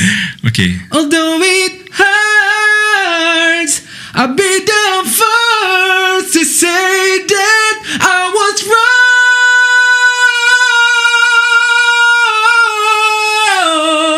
Oh, I know. Sama tak? Bruno Mars. Sebenarnya memang ketara adalah Bruno Mars sebenarnya. Sebab saya sendiri perasan suara saya memang dulu masa time saya pernah pergi Korea kan, saya pernah menang rancangan reality yang dekat K-pop Stahan tu. Producer Korea yang buat lagu untuk Super Junior, yang buat lagu untuk BTS, masa tu saya pergi kat sesi training, saya jumpa producer, diorang sini cakap, diorang kata kau ni ada vibe Bruno Mars. Dan saya pun saya tak sedar. Bukan sebab pakai topi macam tu tak. Yang itu zaman tu mana pakai topi ni. Zaman saya masuk K-pop Stahan saya pakai topi. Ini topi trend. Okay, lancar writer lagu apa itu? Jangan khianati aku. Jawab. Kau memilih aku. Okay, try. Okay, 3 go. Kau memilih aku, hanyalah dirimu. Jangan pernah engkau hianati berjanji padaku. Sikit lah. Tak apa lirik lah. Boleh buka ni lirik? Boleh abang kejap? Sekejap. Saya buka lirik. Tak apa lirik lah. Potong ni. Nanti macam potong steam. Discard. Okay, kejap. Memilih aku. Apa nama lagu ni? Jangan khianati aku. Jangan khianati aku. Azlan the typewriter. Tapi lagu tu gila ya. Susah nak bawa kan. Bukan susah kalau dia kena ada tenaga. Betul. Saya dengar balik dia punya tone, saya try copy. Yang digital. Aku memangnya. Anwar Azim pun saya boleh try. Saya boleh tiru. Takkan lagi ku sendiri. Kasih yang try buat lagu lagu satu lagu macam yang bukan Aerol. Hazami. Lagu joget ke. Awak nak tahu, saya boleh tiru banyak suara. Sebab kita guru vokal, kita kena tahu tau macam mana dia produce. So kita kena macam Kak Idayu lah, Idayu AF. Kita kena belajar untuk meniru dan kita akan jumpa kita punya suara. Okay, kejap saya dengar balik lagu Khianati Aku. Okay. Better tengok lirik. Kalau daripada salah, malu aku dah lah penyanyi. Yang memilih aku adalah dirimu. Okay, ready dah record dah. Dah record tadi? Okay, go. Yang memilih aku adalah dirimu. Jika benar itu, jangan hianati berjanji padaku. Percaya selalu. Tu dia. Dia macam Okay, next one. Anwar Zain. Anwar Zain sikit. Anwar Zain. Okay. Mungkin kan Okay bang, sama tak? Sama kan? Okay, kita pindah ke tajuk yang lain pula. Okay, Errol, kita cakap pasal social media lain-lain macam TikTok. Alright. Budi nampak Errol dah aktif juga. Okay. Clubhouse. Okay. Ada so juga. Apa yang Abang Budi di mana-mana ya. Apa yang Errol boleh simpulkan macam mana social media ni boleh membawa artis tu untuk orang kenal dia? Macam Clubhouse macam mana? Apa pentingnya Clubhouse untuk seorang artis? Dan juga macam TikTok, kadang-kadang orang tak tahu TikTok tu sebenarnya bagus. Dia ada bagus dan tak bagus dia konten dia kan. Betul. Ada sejenis yang konten dia macam yalah, kalau buka-buka kan FYP dia kan, ada yang seksi, tiba-tiba ada yang kalau seksi yang bogel-bogel yang pelik ada kan. Dan tak kurang juga ada yang buat tutorial ilmu, bagi ilmu macam public speaking ke ataupun English punya pembetulan kelas macam-macam. Okay, apa yang Errol boleh simpulkan lah tentang wujudnya macam Clubhouse yang terbaru ni dengan TikTok. Okay, so basically apa saya bercakap, setiap social media dia ada strength dia. Dia. Okay, untuk Instagram ni dia lebih kepada personal. Personal. Lepas tu kalau artis pula, kita lebih kepada karya kita, kerja kita, especially kalau pelakon, apa drama terbaru kita promosi kat situ. Dia salah satu platform. Macam dulu kita ada Facebook, kita pakai fan page, tapi sekarang kita ada Instagram. Dia lebih cepat untuk orang nak tahu apa benda yang berlaku sekarang. And then untuk TikTok ni dia lebih kepada benda yang entertaining. Entertaining. Selagi ada entertaining, selagi itu dia boleh hit. Dia boleh hit sebab TikTok ni dia universal, dia international tau, dia global. So kalau pada saya pula, kenapa sekarang saya sangat aktif di social media TikTok, because of sekarang ni saya ada satu task baru. Saya ada task baru di mana saya kena buat sesuatu sebelum saya akan terbang ke Korea. Ui, apa tu? So saya tak boleh beritahu sekarang. Bila dah sign kontrak, projek dah jalan, baru saya akan reveal lah. So saya terpaksa, dan saya melihat kenapa. Sebab apa? Kalau dengar betul-betul saya cakap tadi, global. Bila TikTok ni global, dia melibatkan orang luar negara. Kalau Instagram, kita hashtag, dia tak macam dulu. Dulu Instagram, kita hashtag, kita boleh jumpa terus account tu, atau bila kita slide, kita boleh tengok apa-apa yang terkini, dan kita boleh tengok lagi benda tu. Sekarang, sekali orang lain terus naik. Perasan tak? So macam TikTok, dia lain. Bila kita buka dekat FYP macam tadi Abang Budi cakap, dekat TikTok kita boleh keluar. Kalau kita punya tu hit, kita akan keluar dulu. So dekat situ bagus adalah orang-orang luar negara, bila diorang tekan, dia akan nampak kita kat situ. Dan kita adalah, kita tengah create satu followers yang global. So macam saya sendiri pun, saya ada follower daripada Indonesia, daripada Thailand, Filipin. Paling banyak Filipin sebenarnya. Orang ingat aku orang Filipin. Aku. Okay. So pengaku saya. Pengaku saya. Boleh geng sama Adam. Okay, so jadikan cerita TikTok ni bagus dia adalah untuk entertaining, dan kalau siapa nak jual produk, memang sekarang tak boleh lah. Don't block sebenarnya. Saya dapat tahu don't block. Dia don't block kalau produk. Sebab iklan iklan tak boleh. Yang saya tahu tak boleh. Kalau iklan tu kena bayar. Sebab tu kalau kita tengok dekat TikTok semua Lazada, Shopee, phone. So tak adil lah dengan orang yang bayar semua. So diorang block. So apa yang saya boleh cakap, untuk TikTok ni is a very good for entertaining input. Dan sekarang ni TikTok sendiri dia ada bagi kategori. Kalau kau seorang yang motivator, dia akan bagi link kau kat motivator. Kalau kau seorang yang suka menari, dance music, dia bagi satu lagi. Kalau kau seorang musician, lain. Kalau kau seorang yang suka buat video-video parody, ada satu. So macam bila kita buka, dia akan link kepada orang-orang tu.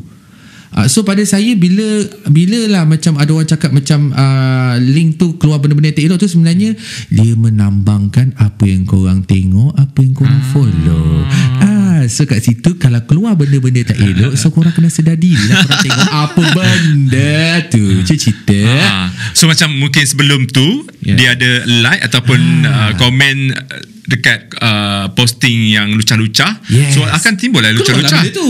So dari situ kita tahulah korang tengah tengok apa yang korang minat. Itu yang kita panggil algoritma tadi. Kemudian seterusnya Clubhouse. Clubhouse ni kalau kita perasan, banyak muda-muda yang dalam tu. Kalau Abang Budi perasan, semua muda-muda. Tak ada orang tua ada juga ada. Tapi semua yang dah establish, orang-orang profesional, dan banyak business woman ataupun businessman. Yes. So apa yang saya boleh describe dekat Clubhouse ni, dia lebih kepada golongan profesional yang, sebab saya sendiri pun bercakap, yang suka bercakap, yang nak share input. So macam saya pula, saya first time saya join dengan Clubhouse ni sebabkan Dean Hot FM. Saya rapat dengan Dean Hot FM. So Dean ajak saya join. So saya pun join. Bila saya join, so first kali yang saya dengar adalah marketing on music. Masa time tu ada Melaka Boy semua. So macam, best juga benda ni. So saya join. Lepas saya join, and then tiba-tiba diorang nampak kehadiran saya, dan saya suka. Dia macam banyak bagi input. So Clubhouse ni dia lebih kepada positive vibes, dan kita keakraban juga kepada orang-orang yang kita tak kenal. Tapi orang yang kita tak kenal tu profesional, bukan jok kecam. Netizen yang mengkecam-kecam, dia tak boleh Clubhouse. Tak sebab boleh. Dia macam kau nak kecam macam mana? Tak bercakap tu. Sebab moderator dia boleh tendang kau bila-bila. Ya, betul. So semua yang dalam tu positif, baik-baik, profesional, dan juga share input. Dan kita pun rasa yakin nak bercakap bila dalam lingkungan circle yang macam tu. Yes, betul. So saya sarankan To be honest, kalau Clubhouse, kalau siapa-siapa yang nak belajar banyak perkara, better tukar kepada iPhone dan pakai Clubhouse. Mungkin ada rahsia kenapa Clubhouse hanya untuk Apple. Kenapa tidak dengan Android? Sebab apa? Saya pun tak tahu. Errol, kita pindah ke tajuk yang lain. Ini tiga benda. So Errol kena jawab dengan pantas lah. Pantas bukan jujur. Okay, jujur dan pantas ya. Tiga penyanyi yang menjadi idola Errol. Okay, tiga penyanyi yang saya minat. Of course, pertama Dato' Siti Nurhaliza, Arwah Sudirman, Faizal Tahir. Tiga filem kegemaran Errol. Tiga filem kegemaran saya suka Back to the Future. 1, 2, 3. Saya minat filem King Kong. And then yang ketiga, saya minat filem Charlie Angels. Tiga minuman kegemaran. Tiga minuman. Saya suka Milo Ice, saya suka teh tarik, saya suka teh ais limau. Tiga barang yang wajib ada dalam beg. Tiga barang, wallet, phone, earphone. Tiga tabiat yang susah nak tinggal. Allah. Pertama, suka dengar lagu K-pop. Setiap hari kena dengar. Setiap hari. Kedua, saya suka terlupa tinggal barang. Pergi mesti ada tinggal barang. Satu aku kena ada PA. Lepas tu yang ketiga, saya ni suka mengelamun. Oh ya. Mengelamun. Mengelamun tu sebab saya ni seorang yang berimajinasi punya person. I'll be honest, mungkin patutlah mimpi tadi dejavu je macam dejavu. Padahal selalu pergi studio kan. Benda ni nampak tau. Ada je. Tapi saya nampak sendiri ni. Saya nampak yang ini. Iya ke? Yang ini. Saya pernah nampak. Dengan maksudnya ini. Saya nampak kat sini. Saya nampak yang ini. Abang Budi tak ada. Betul. Tapi saya perasan yang benda cermin ni saya macam pernah tengok dalam mimpi. Tapi semua orang akan mengalami benda yang sama. So dejavu dipanggil. Dejavu, yes. So saya ni suka mengelamun sebab saya ni tak tahulah, maybe fantasi kot. I have nanti orang takut pula dengan aku. Saya jenis yang bukan benda tu tau. Dia macam aku ni ada imaginary friend. Saya panggil imaginary friend di mana kita punya imajinasi tu kuat. Saya imaginasi sangat kuat. Satu saya ada pernah saya bercakap seorang-seorang. Seorang tu pernah juga. Bercakap seorang-seorang. Kadang-kadang. Tapi sedarlah kita bercakap. Kita sedarlah. Tapi kita cakap daripada diri kita. Okay, apa tadi? Sambung balik. So jadikan cerita, imajinasi tu yang drive saya sampai ke sekarang. Dan macam mana saya buat lagu pun daripada imajinasi saya. Macam saya pun buat lagu, saya imagine macam mana ni. Dan sebab itulah saya jadi seorang pelakon. So bila saya jadi pelakon ni, saya merupakan anak didik Kak Oji. So saya belajar banyak gila macam mana Kak Oji seorang yang dahsyat je imajinasi dia. So dia yang banyak mendidik saya macam mana untuk cantum benda-benda ni, macam dari segi imajinasi, cara lakonan, ekspresi semua selaras. Selaras dan juga selari. Yes. Tiga cara ataupun tips untuk jaga suara. Tiga cara untuk jaga suara. Pertama, kena tidur cukup. Kedua, kurangkan makan benda manis. Ketiga, jangan makan benda-benda berminyak. Tiga gadget yang selalu ada. Tiga gadget. Pertama sekali, phone, earphone. Saya sebab suka dengar lagu. Yang ketiga, of course, power bank. Okay, tiga lagu TikTok yang Errol suka lah, yang selalu melekat dekat fikiran. Okay. Aku pilih-pilih lagi, pilih-pilih lagi. Lagu tu lagu Korea. Sarang handago. Lepas tu yang ketiga lagu yang paling terbaru ni Big Bang. Bang. Yang dia buat macam ni. Tak. Lupa apa nama lagu dia. Kejap. And the bell like this and the body get go. Bang. Betul lah. Bang lah. Betul. Bang. Yes. Bangga lagu tu. Yes. Errol, bercakap pasal TikTok ni kan. Berapa lama Errol mengambil masa untuk belajar tarian dekat TikTok? Sebab TikTok pun dalam 10 minit macam tu kan. Tapi betul. Kadang-kadang dia punya bila dah ada step dia macam-macam kan. Macam mana Errol? Okay, macam saya, dia TikTok pada pendapat saya. Kalau ada pendapat lain, kalau salah sorry lah. Pendapat saya sebenarnya TikTok ni dia ada 3 level tarian. Dia ada satu tarian yang untuk aku panggil budak-budak. Level kedua budak sekolah menengah. Yang ketiga level yang pro. Alam bawah kakak lah. Yes. Yang alam bawah kakak. Yes. Okay, kita cerita pasal grade dia. Tadi dia ada 3. So maksudnya ada 3 TikTokers yang mewakili. Yang pertama tadi yang budak-budak. Okey, budak-budak contoh dia kalau kita tengok mana? Macam Coki. Coki. Macam slow-mo lah. Slow-mo yang saya rasa semua orang boleh buat. Budak 46. Yang saya rasa orang semua boleh buat. Kita panggil budak punya level. Budak boleh ikut. Okey, yang pertengahan dia. Yang kedua, budak sekolah menengah di mana step dia banyak. Step dia banyak tapi mudah diikut. Catchy. Macam contoh catchy. Dia macam ada setengah part tu dia ada punch dia. Tapi dia still orang boleh follow dan dia tak susah sangat step dia. Yang ketiga pro ni yang saya panggil Pro Max. Pro Max ni dia memang susah. Di mana rhythm dia tu saya kalau practice ambil masa 1 jam. 1 jam untuk berapa saat Abang Budi? Untuk 60 saat je. Susah. Yang ada setengah tu dia macam dalam satu macam si music kan kita panggil dalam satu bar, 2 bar tu ada dekat 2-3 step yang berbeza. So dia bukan repeatable macam sekolah menengah. Sekolah menengah dia akan repeat. Sekolah menengah punya level dia punya tarian tu dia repeat balik.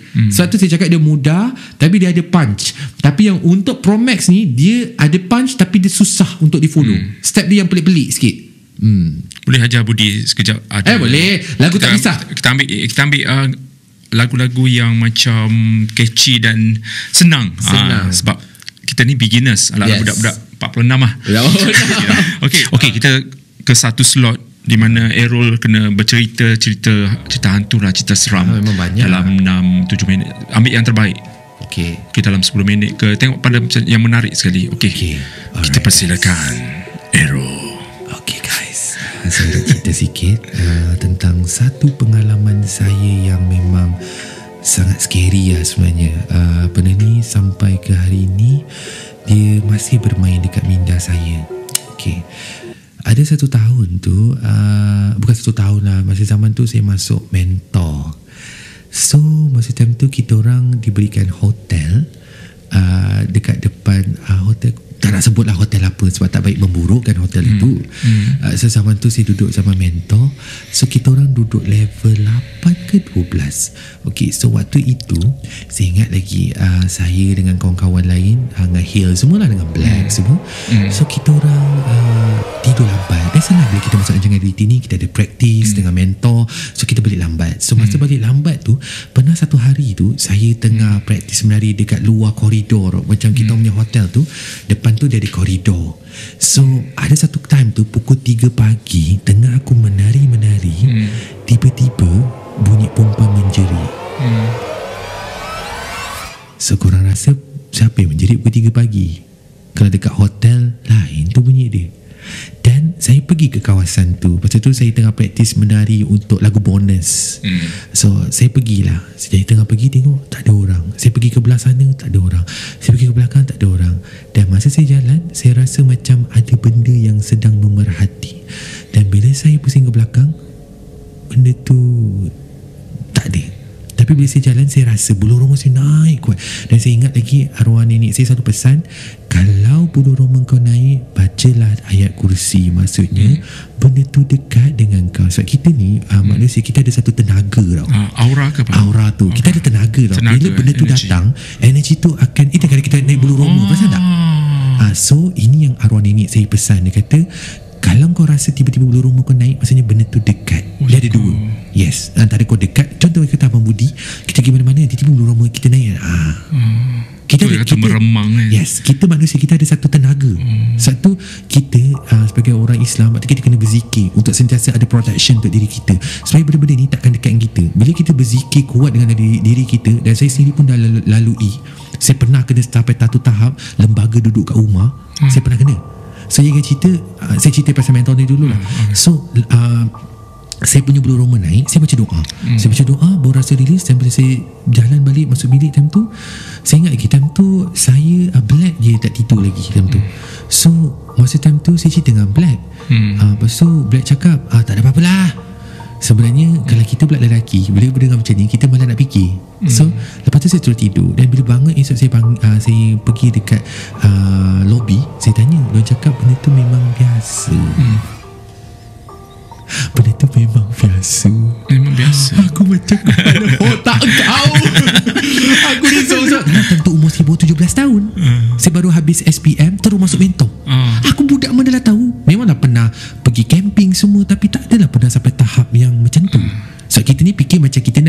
nak menang. Aku pun yalah praktis sampai pukul 3 pagi. Kali benda macam tu. And then saya share sikit lah pengalaman saya bila saya cakap Abang Budi pasal yang bulu roma ni. Saya memang percaya benda tu memang wujud. Di mana saya dulu pernah satu kali saya pergi Penang.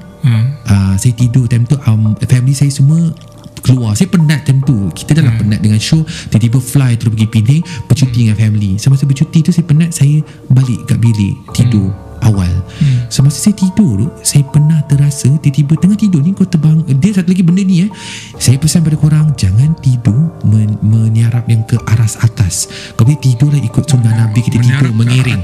Kita mengiring. Janganlah korang sesekali tidur yang macam ni. Bagaimana tidur? Menghadap lah, menghadap ke langit. Ni Arab pun boleh. Menyarap macam ni. Kan? Menyarap pun tak boleh. Tidur yang secara tu pun tak boleh. Sebab takut kena tindih. Yes, bertindih tu memang betul. Dan artikel kalau korang follow mana-mana yang tentang Islamik pun ada bagi tahu jangan tidur, sebab benda tu dia akan himpap kita. Sebab kena ingat dia pun benda. Dia pun benda tu. So jadikan cerita yang saya kena tu, benda tu berjalan bawah kaki saya. Masa time tu saya ingat lagi bulu roma saya bernaik. Lepas tu saya ingat lagi benda tu berjalan. Dan saya dalam hati masa time tu saya baca doa. Sebab time tu pula aku tidur macam saya cakap dengan abang. So benda tu dia jalan bawah kaki. Tiba-tiba saya diam. Tiba-tiba saya rasa macam benda himpap saya. Kuat abang, kuat gila. Time tu saya hanya mampu apa? Saya hanya mampu azan je bang. Saya azan dalam hati macam Allahu Akbar, Allahu Akbar, Allahu Akbar. Lepas tu baru macam sap, macam baru boleh bangun. Saya sedar, saya sorang-sorang abang dalam bilik tu. Bulu tengok. Bulu roma aku dah naik. Ini lain. Ni bulu roma pasal cerita dah on emotion.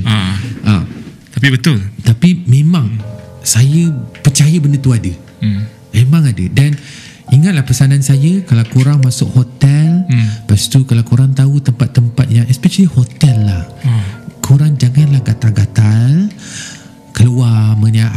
Saya ni dulu jenis umur 17, budak-budak dapat masuk hotel, keluar dari rumah. Dulu duduk rumah dengan family tu tak boleh, ni tak boleh. Tiba-tiba duduk dengan abang-abang yang lagi dewasa macam okey, boleh ke mana-mana, lepak kat luar, boleh practice cutting, kau nak buat, you are free. So beringatlah, especially dekat hotel. So apa pantang larang dia?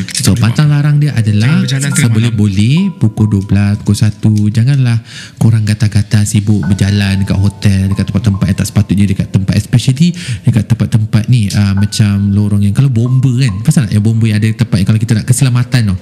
Janganlah kata-kata nak lepak kat situ lah sorang-sorang. Sebab kena ingat semua tempat ada penjaga dia. Semua tempat ada menjaga. Sebab itu kita bila masuk satu tempat kita kena azan. Sama juga bila kita masuk hotel, sama juga bila kita ataupun kita minta izin. Yes, memang kena. Memang kena. Ada orang dulu-dulu kan dia minta izin datuk nenek apa semua. Tapi itu macam ni dia memang benda tu dengar dah macam datuk anak cucu nak lalu lah apa lah. Benda tu sebenarnya kalau saya tak tahulah, impression saya mungkin sebab sekarang kita dah lebih Islamik, negara kita dah lebih Islamik, di mana kita lebih kepada keagamaan, di mana bila kita masuk kena baca doa semua. Memang betul. Memang betul. Tapi kita pun kena ingat juga setiap bangsa itu kita ada adat. Setiap bangsa tu ada adat. So kita pun walaupun kita agama Islam, tapi kita kena juga respect adat kita. Kenapa saya cakap macam tu? Kenapa orang Arab pakai jubah, kita Melayu pun sibuk pakai jubah? Tahu tak sebenarnya kita punya culture, kita orang Malaysia pakai apa? Baju Melayu. Baju Melayu. Itu adat kita. Kalau korang nak cakap macam tu, korang tak boleh makan nasi lemak semua. Zaman Nabi makan apa? Kalau korang nak cakap kita ni tak boleh follow, kita tak boleh adat kita, kena ingat kita macam mana pun, where is our root? Tapi of course kita kena juga ada kat agama kita untuk sebagai guideline. Sebab dalam Islam sini pun cakap kita tak boleh ikut adat orang lain. Tapi kalau macam tu korang pakai baju jubah, itu adat orang Arab. Banyak saya tengok yang hari-raya duk sibuk pakai baju jubah. So berbalik kepada benda ni, it depends. Untuk saya punya persepsi saya, it depends. Kembalilah kepada asasi. Yes, kepada asas. Roots. Yes. Okay. Penutup mungkin perancangan masa depan. Itu memang macam ni. Okey bang. Okey. Sebenarnya banyak lagi cerita tu, macam pengalaman saya kena macam-macam. Yang saya pernah letak kasut kat tempat lain. Ada. Sebab kita artis sekarang, kita takut orang lain yang ambil. Tak bang, saya shooting. Bang, apa orang lain bang? Saya duduk shooting kat situ, orang semua duduk shooting. Saya time tu shooting kat Terengganu. Saya time tu semua orang ada scene. Saya seorang je time tu duduk kat bilik tu. Dan saya ada pengalaman sebelum ni, saya tahan campak baju semua. Aku lupa kasut nak letak kat dalam. Kasut dalam. Dalam time tu, dalam tempat saya duduk tu pula, yang saya duduk dekat panggil apa, villa tu, dah 6 tahun orang tak duduk. Yang si ngek punya production ni, dia pergi rent kat situ, dia suruh murah. Nak murah. Kena ni semua. Saya ingat lagi time tu. So saya kena. Lepas tu dengan macam-macam yang kata babi terbang, babi hutan terbang. Tu saya macam first time dengar. Betul bang. Saya pun dengar mula-mula cakap aku sembang sampai babi terbang. Tapi memang betul. Itu saya tak nampak, tapi production sendiri yang cerita. Saya lagi jadi matang lagi dalam industri sebab saya jadi pelakon. Sebab saya mempelajari dunia yang berbeza. Sebab pelakon ni dia lebih reality. Dia lebih reality. So itu yang saya dengar. Dan saya sendiri kena. Yang pasal kasut tu memang saya kena. Masa tu orang semua tak ada. Dalam bilik tu dalam untuk 6 orang duduk. Tiba-tiba saya seorang duduk situ. Abang rasa kalau abang? Dah kenapa? Sebab saya tak ada scene. Takkan saya nak duduk situ daripada pukul 2 petang sampai pukul 12 bang. Pisang bang. Pisang duduk tengok orang berlakon. Itu yang penting ada assistant, pembantu, teman, peneman. Masa time tu pula saya tak ada PA zaman tu. So saya tak ada PA, saya tak ada orang yang jaga. So sekarang kita dah tahu. So benda-benda macam ni memang wujud. Dan kalau boleh kena selalu bertanya pada orang-orang tua lah. Saya nasihat kepada orang-orang muda, especially yang tengah dengar ni, kepada korang semua, kalau boleh respect orang tua dan tanya pengalaman mereka. Sebab mereka lebih tahu. Dan mereka pasal tak kadang-kadang orang-orang tua ni dia ada pantang larang dia. Sebab dia dah pernah kena. Dan mungkin dia punya keturunan ataupun dia punya pengalaman orang-orang lama tu dah kena. Sama juga dengan cerita orang putih. Kenapa dia ada urban legend? Urban legend ni mungkin cerita yang sebenar tapi tak di-reveal kan. Sebab benda tu tak penting. Orang hidup ni sekarang fikir duit nak hidup kaya ni. So orang tak fikir. So bila korang termasuk dalam kawasan tu, how you to react? Kita tak tahu. Setiap tempat ada penjaga. Mana-mana pun. Kalau kita pergi luar negara pun sama. Saya pergi Korea pun saya pernah kena. Korea ada. Ada. Bang, nama pun dunia bang. Korea apa yang pelik? Korea yang saya pernah kena, suatu saya praktis tu saya seorang-seorang. Bukan seorang-seorang. Time tu saya punya partner trainee saya. Masa tu kita orang praktis semua. So saya punya katil, bolehkan yang saya punya member saya tu dia double decker. Aku punya katil yang seorang duduk. Time tu pula trainee 2 orang tu, time tu ada praktis tu saya ingat seorang dengan manager semua lah. So masa time tu saya punya manager yang jaga saya tu panggil, Irul, come, nak suruh ambil lagu untuk praktis. Dia dah siapkan -1 nak pergi ambil. Tengah nak pergi ambil, tiba-tiba saya perasan dekat toilet tu ada lembaga hitam tengok. Lepas tu saya cakap dengan manager, nak tanyalah siapa-siapa kat rumah ni? Siapa yang ada dekat rumah ni? Dia kata saya dengan dia. Dan tu aku dah macam okay, betul ke? Dan time tu saya memang demi Allah saya macam betul ke? Dia cakap memang. Terus dia cakap saya betul dia. So memang yang itu paling scary lah. Dekat toilet dia macam ni. Dia macam cak. Aku pusing balik tengok dia hilang. Benda tu selalu dia akan cak. Dia main cikgu-cak. Dia sekejap je. Sebab tu kalau tengok cerita hantu kat Melayu, selalu dia akan main cak-cak. Memang itulah realiti dia. Sebagai penutup, banyak cerita hantu. Banyak cerita hantu. Kita borak, kita kena buat satu slot khas untuk Errol cerita hantu je, 2 jam je. Boleh. Last kali sebagai penutup, mungkin ada perancangan masa depan Errol. Perancangan saya of course insyaAllah akan datang. Saya akan cuba usahakan rancangan Raja Komen. Raja Komen kepada siapa-siapa yang selalu kotok aku, yang selalu yang kecam aku. Korang teruskan kecam, sebab komen-komen korang tu aku akan naikkan nanti ke dalam rancangan ini. Dan kita juga ada guest-guest artis semua dalam rancangan tu, dan ada persembahan lah of course. And then selain daripada itu, insyaAllah saya sekarang ni tengah work on a branding product. InsyaAllah kita akan cuba release in future. Kemudian daripada itu saya tengah plan untuk release lagu-lagu. Jap, Sekejap Errol, cakap pasal tu kan, teringat ada pernah Errol ada buat brand untuk jenama fashion baju fashion. AK Design. Dulu AK ke Design, ada yes. butik? Butik dulu, betul. So dulu ada brand dan juga saya punya butik. Errol punya ataupun family? Itu sebenarnya family. Tapi kita orang tak tahu pun. Dia macam ni, parents siapa yang tak tahu? Parents saya bagi duit, saya running. Macam tu. Parents saya bagi duit, saya running benda tu. Tak apa dah jadi dengan business. Okay, actually business tu dulu okay, memang okay. Sampai 2015 benda ni semua berlaku bila bapak saya meninggal. Kita jadi macam lost tau bang. Oh iya ke? Tentu saya umur berapa bang? Saya zaman SAM umur berapa? Mentor semua umur berapa bang? Adik-beradik awak berapa orang tadi? Saya 5. Abang saya pertama yang abang kenal, yang Academy Rashid. Sekarang dia dah ke arah production house. Ada production nama Archa Creative. Kemudian nombor 2 sekarang dia akan datang dia jadi lecturer. Tapi lelaki semua? Tak, saya ada seorang lagi perempuan. Last sekali perempuan. Lepas tu saya ketiga. So maksudnya bila dah kehilangan ayah tu terasa. Sebab time tu abang saya hidup pertama dah berbeza. Macam down gila. Sebab abang saya time tu tengah belajar. Nombor 1. Yang nombor 2 pun tengah belajar. Saya baik saya time tu dah kerja. Dia jadi artis semua, macam okey lah, ada salary semua. Yang nombor 4 buat jaga bisnes saya, AK Design tu. Lepas tu yang nombor 5 sekolah menengah. So masa time tu bila bapak saya meninggal, time tu kita orang tak ready lagi. Tak ready lagi. So masa dia meninggal tu dengan macam-macam dia pergi mengejut tak ada sakit apa? Ada sakit, dia sakit jantung. Tapi masa dia meninggal tu, saya balik daripada Korea, saya jaga dia dengan family semua.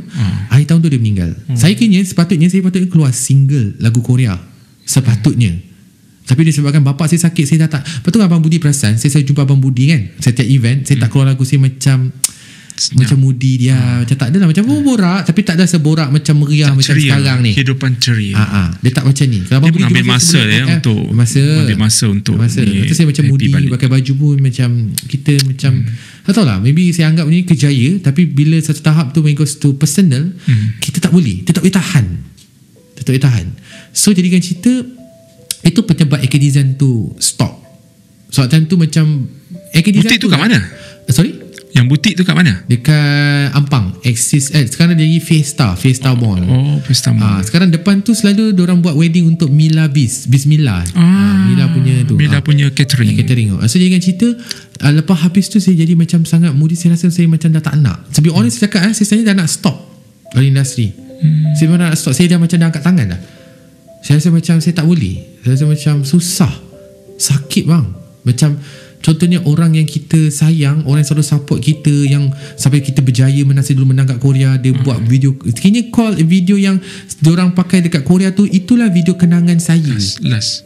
Sampai sekarang. Saya kadang video saya tengok balik macam ni arwah bapak aku, kalau dia ada lagi tengok balik. So sebab semasa saya balik Korea tu, dia dah start sakit. Dia dah tak macam dulu. So dia kurus, dia dah start sakit, sampailah dia meninggal. So masa time tu saya rasa macam I cannot accept. Macam kenapa orang lain semua mak bapak semua lama je hidup, aku ni sekejap dengan aku tak ready, dengan masih budak lagi, tengah belajar lagi dengan. So daripada situ yang saya buat putusan macam okay lah, aku tone downkan sikit AK Design tu, yang saya terus padahal kalau tak betul-betul AK Design tahun ni dah 10 tahun dah. Sepatutnya 11 tahun sepatutnya. Errol, jika sekiranya arwah ayah awak masih hidup kan, dan melihat awak yang seperti ini, yang dah semakin nak mencipta nama naik apa semua, apa yang Errol nak cakap dekat dia, ataupun mungkin apa yang nak luahkan kalau dekat dia lah? Aku part ni aku tak suka. Hari tu pun FM pun sama tanya pun saya memang kena buat bang. Cakap je lah. Tak boleh lah saya. Alah tak apa, cakap je, luahkan. Errol rindu ayah ke apa? Apa yang Errol nak cakap? Apa yang tak ada? Apa yang kurangnya bila kehilangan ni, tapi you strong, tapi once you down, you bangkit balik. Sekarang ni you dah bangkit Errol, dan you nak buktikan apa untuk arwah ayah bila dah tengok macam ni. itulah pada Abah, pemikiran Abah tu terlalu awal. Kalau Abah ada, mungkin Abah boleh tengok macam mana struggle kita orang satu family. Yalah, macam-macam benda berlaku dengan macam-macam, yalah. And then dengan time tu adik saya pun macam, yalah, macam Nisa pun belum lagi sekolah. So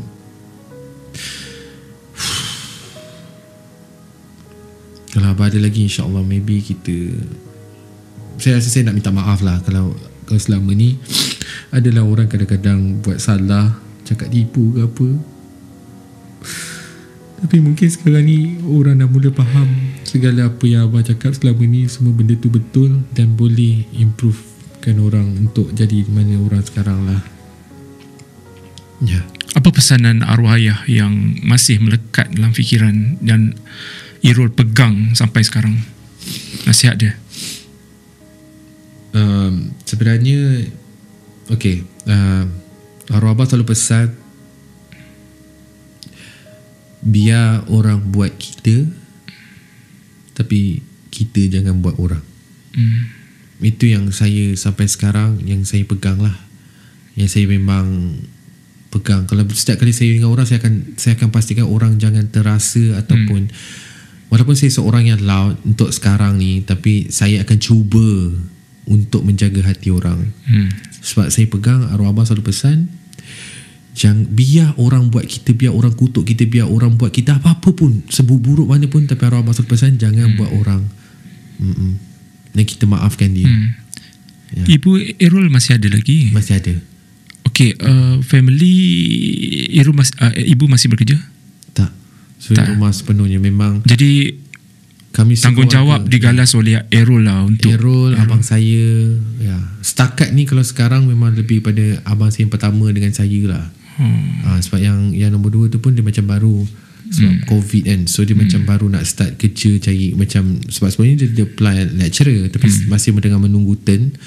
And then macam adik saya yang lelaki tu pula, dia buat bisnes. Betul, sekarang kan COVID tak boleh, so pelancongan dia more pada pelancongan.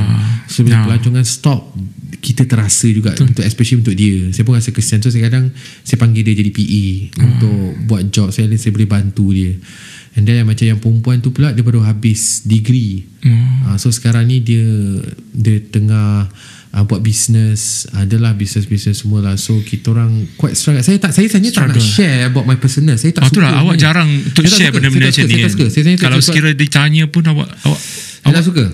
Awak tak banyak share untuk privacy. Adakah awak memandang benda ni terlalu privacy? Itu privacy. So tu bila Abang Budi tanya, so cerita pasal yang bapa saya macam tak nak. So saya rasa benda ni saya tak suka. Sebab saya rasa macam benda tu personal. And I think like as a celebrity, especially macam saya Raja Komen ni, saya tak nak orang nampak as a kelemahan.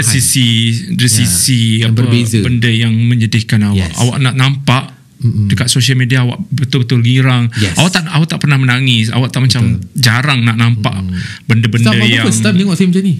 Okay? Sepanjang abang kenal saya, sebab kita jarang nak borak pasal-pasal personal. That's why tak ditanya sejauh mana keluarga ni dapat struggle-nya keluarga bila arwah ayah tak ada. Macam-macam ujian kan, dugaan. Ujian tu susah. Actually benda ni, ujian ni dia nak tengok matang ke tak kita berfikir dan kita bertindak dan meningkatkan kita lagi, kita punya upgrade kita punya. Tapi satu benda saya juga, sebelum saya terlupa, saya juga nak terima kasih kepada Allah, kerana Allah banyak membuka hati saya untuk mempelajari benda baru. And saya juga menjadi seorang yang lebih kuat. Terima kasih pada Allah SWT lah. Sebab setiap benda yang berlaku tu saya tak tahu so far tahun ini, actually end of last year lah, Alhamdulillah, ya Allah, terima kasih ya Allah, banyak memberi saya petunjuk dan juga jalan. Dan setiap kali bila saya tak ambil, saya tak buat, ada benda lain yang berlaku sebenarnya. So saya sangat bersyukur dan saya pegang juga arwah pak saya selalu cakap, kau kena yakin, dan juga arwah nenek saya. Saya lagi sedih lagi apabila tahun 2018 nenek saya yang saya selalu rapat meninggal. Ya, saya kira lagi yang membuatkan saya macam nak pergi tak boleh pergi ni, sebab orang-orang tersayang ni hilang seorang-seorang. Macam dulu lepas bapak saya meninggal, apa-apa saya akan balik Singapura. Nenek saya dekat Singapura tu saya memang sangat rapat daripada kecil. Selalu balik. Tiba-tiba tahun yang ketiga dia meninggal. Lepas bapak saya meninggal. So lepas dia meninggal, memang terasa masa time tu. Taklah saya dengan mak saya dengan adik saya yang jaga. Kita orang jaga makan saya, tolong beruskan gigi dia semua, kita jaga. So bila dia tak ada tu, orang yang nasihat tak ada, orang yang macam mak saya memang kita share, tapi nenek saya ni dia dahsyat lah. Dia sangat dahsyat. Ilmu dia luas. Orang lama, orang lama, dia punya ilmu dia sangat dahsyat. Dia pula banyak belajar keagamaan. Dia memang, so bila dia tak ada tu saya terasa sampailah dia meninggal. Tapi Irul masih lagi ada ibu di mana doa seorang ibu tu sangat kuat, macam tanpa hijab. Dia berdoa apa saja, Irul, biarlah Irul, ya Allah ya Tuhanku, Irul berjaya dalam kehidupan dia, berjaya walaupun masa akan tiba, walaupun tak sekarang, mungkin masa depan. Tapi itulah satu lagi saya pun nak cakap, saya pun terima kasih pada mak saya. Suatu saya masih AF, dia banyak korbankan banyak perkara. Saya tak nak share lah, tapi banyak perkara sampailah saya habis AF. Dia banyak, dan saya rasa mungkin dah sampai waktunya untuk saya beri balik, balas jasa dia. Yes, banyak bang. Banyak. Mak saya macam-macam yang kena cemur, yang orang cakap apa nama, anak ni menyanyi tak sedar ke masuk kubur nanti, masuk neraka. Banyak terpaksa tahan telinga lah. Saya pun banyak belajar jadi kuat lagi ni selepas saya macam-macam saya kena macam-macam. Sebab tu saya hilang ni pun, bila saya comeback balik ni, orang semua macam nampak kau ni kuat je, tapi sebenarnya saya banyak belajar pengalaman saya sebelum ni. Macam-macam. Yang depan baik, belakang kutuk. Yang depan baik dia lah yang sebenarnya orang yang segala-gala game kenakan saya. Macam-macam. Tapi okay lah. Now I'm a Raja Comment. So macam I don't care. Terus tukar. Raja Comment, I don't care. Okay, last pesanan untuk netizen, ada tak nak cakap something yang sebelum ni tak terluah dekat orang-orang penonton dekat YouTube sana? Okey, kepada Raja-Raja Komen. Aku sekarang Raja Komen. Korang cakap-cakap banyak. Korang kat luar sana tengok aku je. Apa-apa pun aku komen, aku still nombor 1 lah. Aku komen nombor 1. Korang semua tu yang dengki-dengki tu, teruskan kecam aku. I don't care, man. I don't care. Korang nak kecam aku, korang kecam lah. Sebab at the end, setiap korang kecam tu, aku dapat pahala. Sebab apa? Aku tetap akan maafkan korang. Sebab apa? Sebagai seorang umat Islam, kita tak boleh berdendam. Kita kena memaafkan orang. So, pada saya, selagi saya komen benda yang baik, mungkin usikan gurauan saya tu yang korang terasa tu, saya rasa tak ada kena dengan korang pun. Sekebanyakannya semua yang konten-konten yang diberi pada setiap media sosial, bukan pada korang. So, saya just nak ucapkan kepada korang semua, good luck dan teruskan komen, dan it's just a beginning. Untuk peminat pula, ada pesanan apa-apa ataupun ucapan untuk peminat?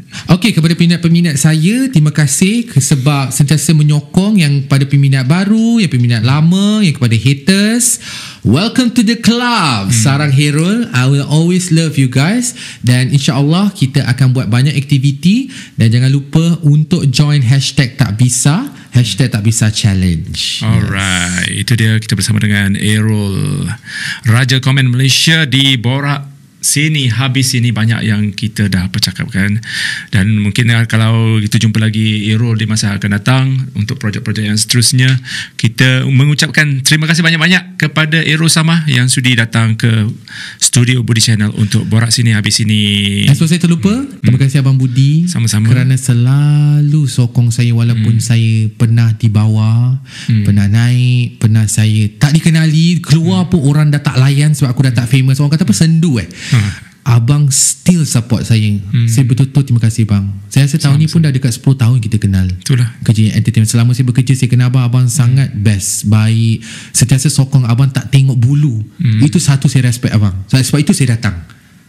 Thank you, abang tak pilih bulu. Dan saya respect dan terima kasih bang. Doakan abang juga always sama-sama kita doakan Errol Samah terus kekal dengan kejituannya, strong, be strong. Orang kata banyak lagi di masa depan cabaran yang menanti. Yes. Okay. Kepada you guys, seperti biasa, like, share dan komen. Komen Raja komen. Raja komen, saya menunggu. Komen kan? Share di semua platform, Instagram, Facebook dan sebagainya. Dekat Spotify juga kita boleh dengari Borak Sini Habis Sini. Korang boleh follow, jangan tak follow ya. Kita jumpa lagi di episod yang keempat. Siapakah lagi artis yang Budi akan jemput, ataupun individu blogger ke, mungkin kita akan jemput seorang YouTuber pada masa depan. Kita nantikan episod yang keempat nanti. Sehingga itu, Borak Sini Habis Sini. Bye bye. Assalamualaikum.